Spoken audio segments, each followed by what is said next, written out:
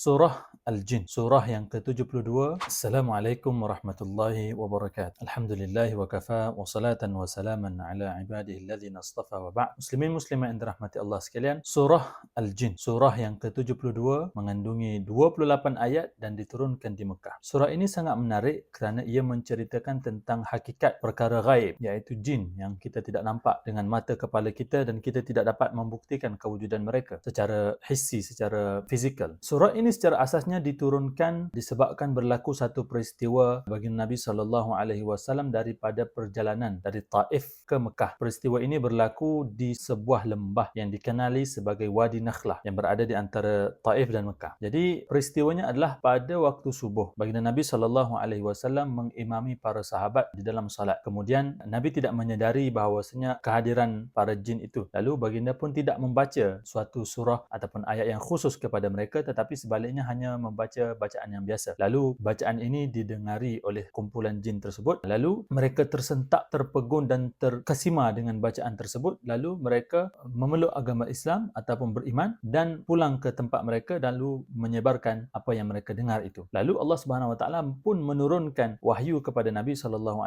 memberitahu perkara tersebut, iaitu surah ini. Allah Subhanahu Wa Taala memulakan surah ini dengan menyatakan bahawasanya qul uhiya ilayya annahu istama'a nafarun minal jinni faqalu inna sami'na qur'anan ajaba yahdi ila ar-rusydi faamanna bihi wa lan nusyrika bi rabbina ahada. Katakanlah wahai Muhammad, sesungguhnya telah diwahyukan kepadaku bahawa sekumpulan jin telah mendengar Al-Quran. Lalu mereka berkata, sesungguhnya kami telah mendengar satu Al-Quran, satu bacaan yang sangat menakjubkan yang memimpin ke jalan yang benar, lalu kami beriman kepadanya dan kami tidak akan sekali-kali mempersekutukan Allah Subhanahu Wa Taala dengan sesuatu pun. Ayat ini sebenarnya menjadi satu bentuk sindiran kepada kaum Quraisy, manusia yang mana mempunyai akal fikiran, dan Nabi berjalan di hadapan mereka berdakwah secara langsung kepada mereka, tetapi mereka tetap sahaja menolak agama ini. Namun jin yang hanya mendengar sekali sahaja lantas beriman dengan baginda Nabi SAW, terpesona. Bahkan walaupun bahasa itu bukan bahasa mereka, iaitu bahasa Arab, bukanlah bahasa jin, tetapi tetap saja mereka terpesona dengan keindahan bahasa, maksudnya, maknanya dan sebagainya. Namun manusia, orang Quraisy, bahasa Arab, sahibu fasahah, orang yang mempunyai fasahah, tetapi tetap saja tidak beriman kepada baginda Nabi SAW.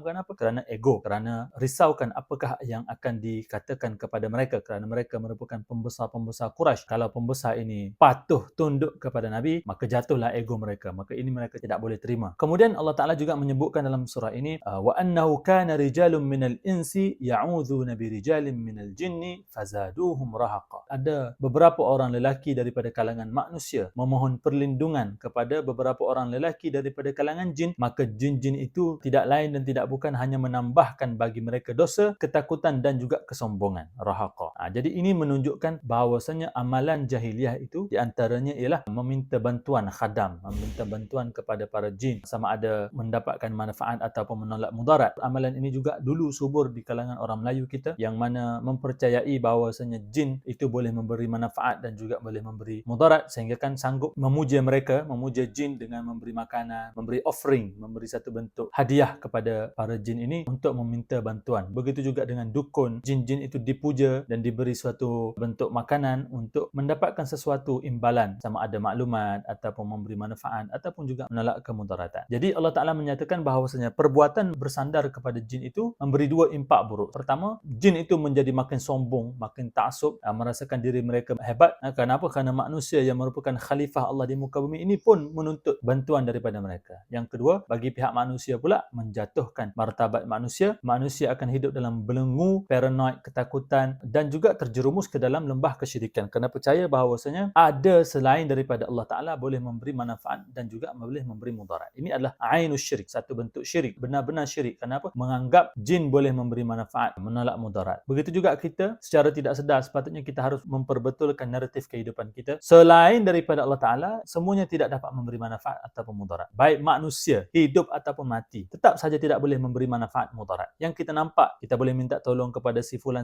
itu secara zahirnya sahaja, hakikatnya semuanya Allah Subhanahu Wa Taala. Kenapa? Kerana seorang itu boleh berlaku syirik bila mana menganggap bahawasanya ubat itu boleh memberi keafiatan kepada mereka. Ubat itu boleh menyembuhkan, racun itu boleh membunuh. Secara adatnya ya, tetapi secara hakikatnya tidak. Itu semua datang daripada Allah Ta'ala. Nasi tidak mengenyangkan secara hakikat, tetapi secara adatnya sahaja. Dan adat itu boleh disalahi. Nasi itu mengenyangkan mungkin bagi orang Melayu, orang bukan Melayu tidak akan kenyang dengan makan nasi, kena makan roti contohnya orang Arab dan seumpamanya. Menunjukkan segala sesuatu itu mestilah disandarkan kepada Allah Ta'ala, bukan disandarkan kepada makhluk. Kemudian Allah Ta'ala juga menyebutkan realiti sosiologi golongan jin. Jin itu bukannya semuanya itu jahat-jahat belaka. Allah Ta'ala mengatakan, wa anna minna salihuna wa minna duna dhalik kunna tara'iqa qidada. Ada di antara kami yang saleh dan juga ada di antara kami yang tidak saleh. Dan kami itu menempuh jalan yang berbeza. Yang saleh itu lain jalannya, yang taleh itu, yang jahat itu lain jalannya. Wa anna minnal muslimuna wa minnal qasitun. Ada di kalangan kami yang Islam dan ada di kalangan kami yang menyimpang daripada agama Islam. Faman aslama faulaika taharraw rasyada. Maka barang siapa yang masuk Islam, maka orang itu orang yang telah memilih jalan kebenaran. Jadi Allah Ta'ala mengatakan jin ini juga yang jahat itu menjadi sebahagian daripada bahan bakar api neraka selain daripada manusia dan juga batu bata. Menunjukkan jin itu ada martabatnya. Tidak semua yang dinamakan jin itu jahat dan tidak semua yang dinamakan jin itu baik. Ada yang baik, ada yang jahat, sama seperti manusia, ada yang baik dan ada yang jahat. Maka tidak boleh kita memukul rata. Kemudian Allah Ta'ala juga menyatakan bahawasanya satu pendedahan terperinci daripada kalangan jin yang mencuri dengar maklumat daripada langit. Wa anna lamasna as-samaa fawajadnaha muliat harasan syadidan wa syuhuba. Kami dulu menduga langit, pergi ke langit mencuri dengar berita-berita, lalu kami dapati langit ini penuh dengan pengawal-pengawal yang kuat dan anak panah berapi, meteor. Wa anna kunna naq'udu minha maqa'ida lis-sam' faman yastami'il ana yajid lahu shihaban rasada. Dulu katanya jin, kami biasa menduduki beberapa tempat di langit itu untuk mendengar berita-berita tajassus, curi-curi dengar berita-berita yang berlegar di langit. Kenapa? Kerana malaikat apabila turunnya satu wahyu ataupun satu berita itu, para malaikat saling bercakap-cakap di antara mereka, lalu para jin ini mengutip dengar apa yang disebutkan oleh para malaikat itu. Maka kami biasa dulu menduduki tempat-tempat di langit untuk mendengar berita-berita, tetapi sekarang barang siapa yang cuba mendengar, dia akan dipanah ataupun dilempar dengan anak panah berapi tersebut. Bagaimanakah proses mencuri dengar ini berlaku? Dalam hadis disebutkan bahawasanya apabila Allah Ta'ala memutuskan satu perkara, satu takdir, kematian, rezeki, azab, bilakah azab akan berlaku, banjir besar bilakah nak berlaku contohnya, maka para malaikat akan bercakap di antara mereka, lalu jin dan syaitan ini akan naik ke ruang angkasa, akan duduk di atas yang lain, yang duduk di atas yang lain, membentuk menara manusia gaib atau menara jin, berdiri di atas satu sama lain sehinggalah sampai di langit. Maka yang paling atas, yang paling dekat itu mendengar satu berita, mengutip satu dua perkataan yang dia dengar, disampaikan kepada yang bawah, disampaikan kepada yang bawah, disampaikan kepada yang bawah, hinggalah sampai kepada yang paling bawah. Maka begitulah cara ia berlegar. Begitu juga dengan dukun, apabila dukun itu menilik suatu nasib, diupahnya jin untuk mendengar, mencari berita, maka begitulah. Lalu Nabi mengatakan jin itu apabila dia membawa satu berita, dia akan menambahkan berita itu dengan 100 ataupun 1001 pendustaan. Maka sebab itulah kita tidak boleh mempercayai tukang tilik, tukang tenun, orang yang